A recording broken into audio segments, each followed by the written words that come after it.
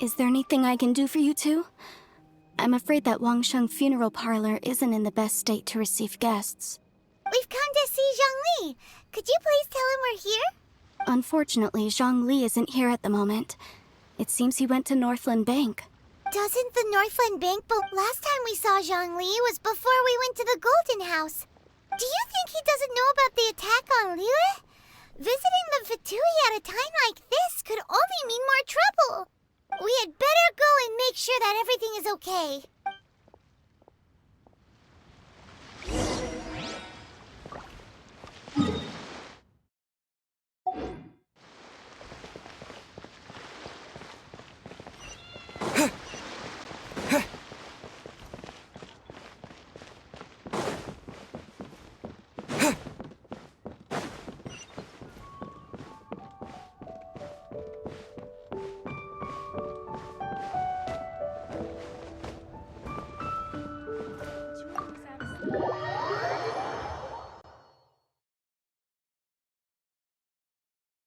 You call this cooperation between Harbingers?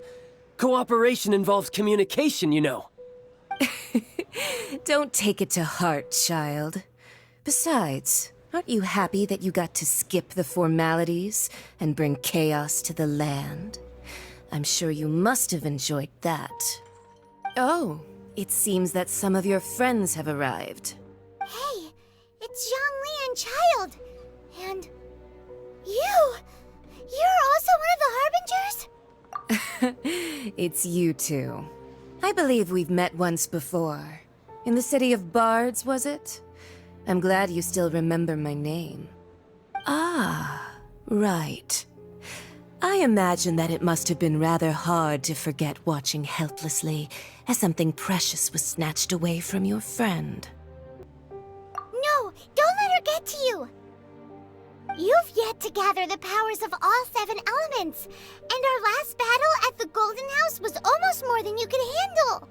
So it might be best to keep things peaceful this time, seeing that 2 of the Harbingers are here. Well, if it isn't you two. This is our first time seeing each other since Liyue was nearly wiped off the map. This is certainly a bit awkward, wouldn't you say? Paimon knew that we should never have trusted a Fatui Harbinger. Oh, now don't say that. Sure, I may have misled you, but I never had anything against you personally. Besides, I thought we were getting along quite well together, didn't you? Except for that little tussle we had at the end. Nothing personal. We just have different views, that's all. Of course, you may very well hold this against me, but that's up to you. The real deceivers here are Senora and Zhongli. Curse them for leading me on. So actually, I think... Stop wasting time, child. There'll be plenty of time to chat once I'm through here. You remember the agreement, Morax. Now, if you would be so kind. The Gnosis, please. What in the world are you talking about? The contract is fulfilled. That which thou seeketh is now bestowed unto thee.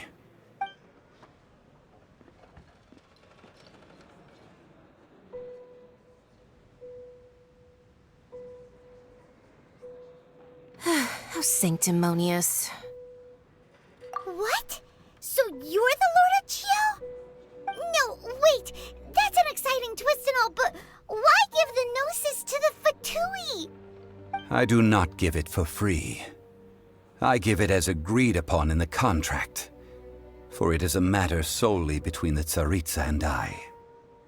Yeah, you don't think you went a little bit too far with that whole fake death thing? Everyone was preparing the ceremony for you, and splat! This big dragon falls out of the sky, and all of Liyue goes into an uproar. Talk about a disaster. Gathering all the forces that had been bubbling behind the scenes, and then stirring them together in a pot that was bound to boil over. That's what he wanted to see, am I right? Wait, what? Perhaps it's best that I explain. As you know, I've dwelt upon this world for more than 6,000 years. It is now 3,700 years ago that I founded Liyue together with the Adepti. Even boulders that can withstand whirlpools will erode with the passing of time, until one drizzly day, as I was strolling along the harbor, I heard a merchant tell one of his workers, "You finished your duties. Go ahead and call it a day."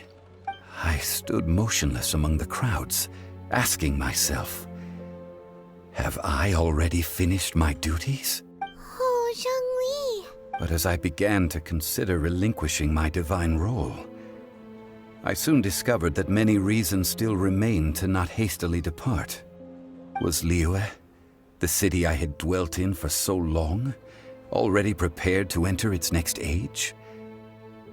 I decided that a test was needed in order to reveal the answer. So I feigned my own death, and gathered the cast of Child, the Adepti, and the Liyue Qixing to play their roles together on the stage that was Liyue. Indeed I was. The gnosis which I had kept for so many years suddenly seemed to have lost its meaning. That's right, which is why I continued to safeguard the gnosis until now. So you mean that if the chaos ever reached the point of no return, you would simply appear and use your divine powers to bring Liyue back under control? Of course, and it would have been all too easy for him too. Just as a child quickly matures after losing their parents, so has Liyue matured when faced with the death of its deity. In the end, the resolution to all that has transpired was even more satisfactory than I could have hoped for. Take the Adepti, for instance. Owing to their years of seclusion, they were the least informed. Credit is also due to Signora, the emissary dispatched by the Cryo-Archon to fulfill our contract. This meant I could remain as Zhongli, even having the chance to fulfill the age-old traditions of Liyue in this mortal form. Thank you for joining me on this journey, traveler. All of these things turned out as I had planned. There is only one thing that I had not anticipated, and that was the conduct of the Liyue Qixing. I had expected them to do no more than the Adepti, to come to the defense of Liyue. But when all was said and done, they seized the opportunity to supplant Liyue's divine protectors, and used the subsequent power vacuum left by my death to quickly gain complete control of Liyue. Huh? That doesn't sound good at all. On the contrary, I think it is excellent. I had always feared that it was too soon for them to take over from me. And it was also that which I longed for the most. As such, this is the best parting gift anyone could have given this god of old. I think that thanks would be more appropriate.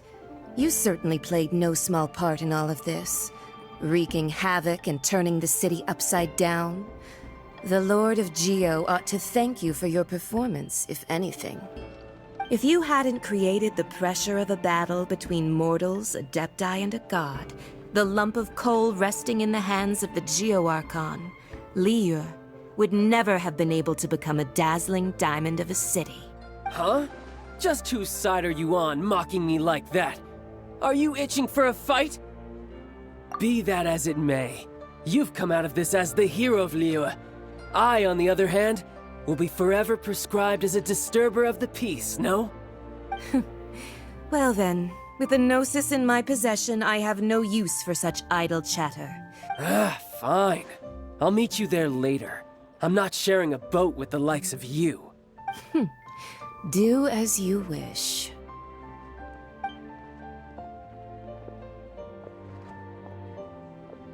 Now then, is there anything else you wish to ask me? Right! As Zhongli always told us, a good trade is a fair trade. Paimon has no idea what could be a good trade for a Gnosis.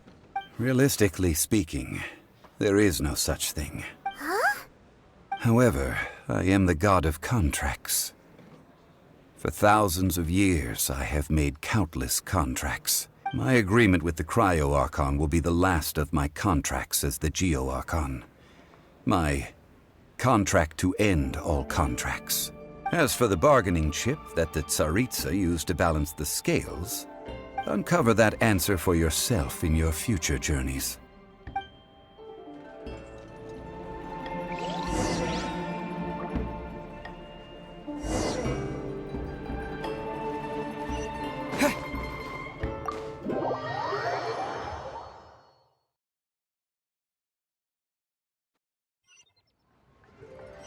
Today's the day of the rite of parting. Although the star of the show is fake, we've spent so much time trying to organize it, it would be a real shame not to go there now.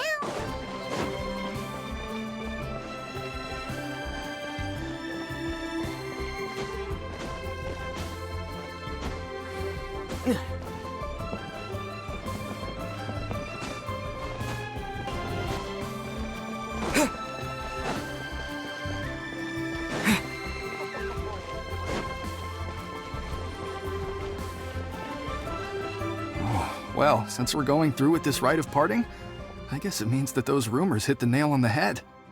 So Rex Lapis is really... But they didn't catch the culprit, did they? Oh, come on. Do you think that the assassin could have been a normal person? You know what I think. I don't think any of the gossip on the streets you hear from those shady types is worth anything. There's only one real possibility in my mind. I've heard that the assassin was that Fatui fellow.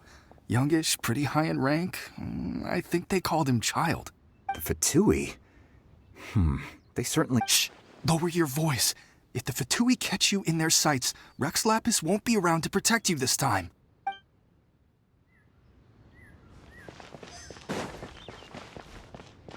You know that god from the ocean couldn't have just shown up out of nowhere. I mean, it's been 2,000 years since Rex Lapis subdued it. Yes, and to think that this happened right on the heels of the incident with Rex Lapis, too. Say, do you think the person who assassinated our lord and released that evil god might have been one and the same? Now that you mention it, that's very possible. Yes, it's very possible indeed. I mean, it all fits together. That person must have colluded with the evil god to harm Rex Lapis. Oh, that wicked, black-hearted scoundrel. Still, what sort of supernatural prowess must this person possess to be able to do such things? I have never heard of such a person in all my years. Ah, forget it. Guessing's no use to us. Look, the Millilith over there looks like he's about to make an announcement.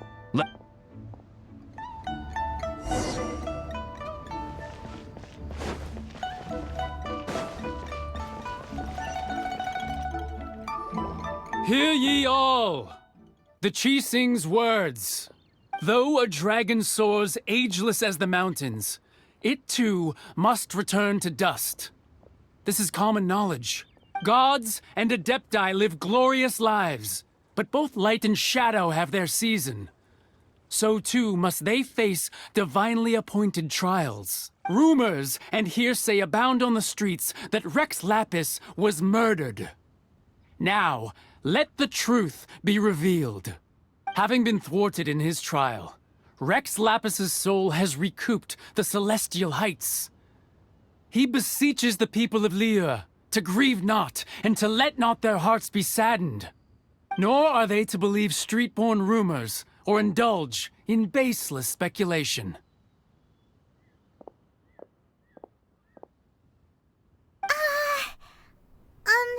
Paimon needs a translation on what the Chi-Sing's announcement said.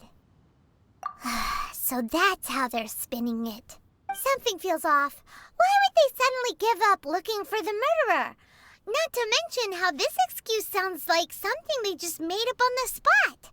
Could the Chi-Sing already have known that Rex Lapis wasn't dead? But Zhongli said that neither they nor the Adepti knew anything. Did Zhongli tell them in secret after his gnosis changed hands? Exactly, right? Ooh, seems like the rite of parting has been going on for a while now. Let's go have a look.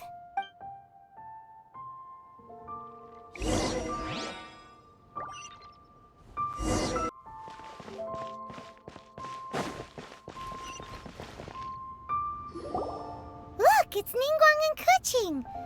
Are they saying something? Are there speeches over? As said previously, Rex Lapis's soul returning to the heavens is the end of the contract. And it is also the end of an era. 3,700 years of contracts burnt and reduced to ash. We, the people of Liyue, were indeed prosperous. But blinded by our prosperity, we forgot that time can be pitiless. The long, unending dream of our Archon walking among us. Now that we have awoken from our dream, we must learn to say farewell. Will you stand with us as we re-establish our contracts? As we build a new age of prosperity? So concludes the words of Her Eminence the Tianquan. Does Her Eminence the Yuheng have anything to add? Huh? Is she looking this way? Traveler. Yikes! She really is looking our way! Is that the traveler who they say defeated the ancient god? So young. The Liyue Qixing always repay their debts. And as you have heard, our eyes see far and our reach is long. Name your price. You deserve that much. Whoa!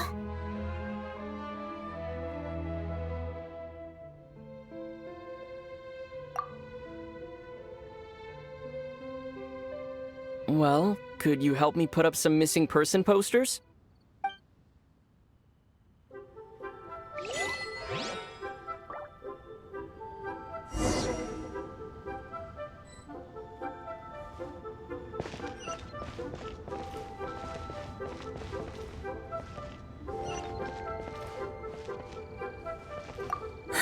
And to think I'd put my best perfume on before coming here, thinking you'd like it. But it seems as if those perfumes really were meant to be offered to Rex Lapis. Well, that's fine. Suffer no rivals in love, they say. And that's 3 gone in 1 stroke.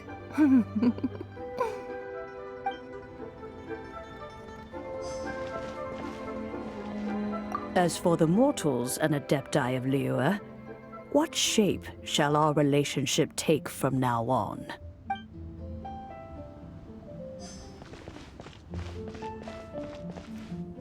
Roping you in was possibly the most masterful move we could have made.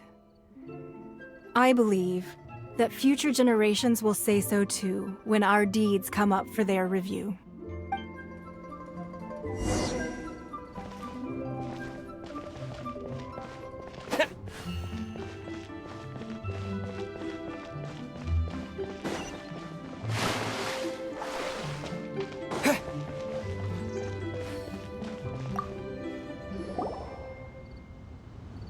Hey, Zhongli! Look at this. Everyone in Liyue is caught up in their emotions, thinking that they'll never see Rex Lapis again. And here you are looking all relaxed. Why would I not feel more at ease after laying down the burden I have borne for 3,700 years? Right. If the two of you can spare the time, I should treat you to a meal at the Xinyue kiosk. Ha! That sounds like big talk, Zhongli. Paimon might have believed you if you were treating us to some third-round knockout, but you'd have to pay out your nose just to stand inside Xinyue kiosk. Are you sure you can afford it? You're right. I do like the Mora. As the Rex Lapis Morax, I can easily create Mora. When I was journeying with you, though I still had the Gnosis in hand, I knew that I must soon retire from my role as an Arch. Oh, no wonder! Paimon gets it now. You didn't look at the price tags when we were spending because you've never had to. But since you weren't used to not being able to just make more Mora as and when you wanted to, you had to try becoming a parasite to society. Well, we were only spending Fatui money. You don't have to say it like that. In the City of Commerce, we do not merely exchange money or goods. The Archon Morax could never experience life as the true mortal Zhongli could. I must thank you for that. I will treasure the memories that I made as Zhongli. That is true. But there is no journey that does not end. No meetings without partings. Paimon thinks that we should make a move and continue our search for the Seven. I fear that continuing your journey may be difficult. The nation that neighbors Liyue by sea, Inazuma, is presently closed. Yes, the nation has been closed by order of its deity, the Electro-Archon Ball.